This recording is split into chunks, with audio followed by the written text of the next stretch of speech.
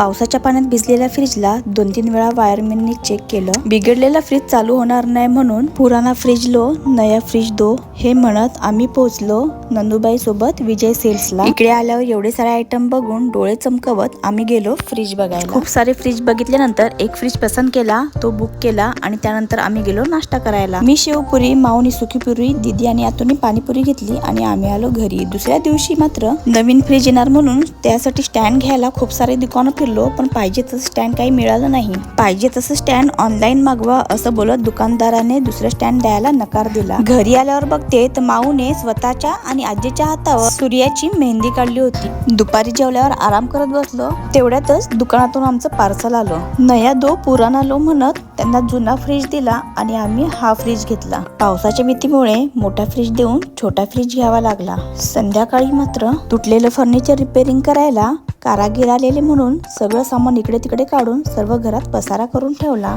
आणि हा पसारा आवरता आवरता रात्रीचे 10 कधी वाजले हे समजलेच नाही. चला तर हा व्हिडिओ आता इथेच एंड करते.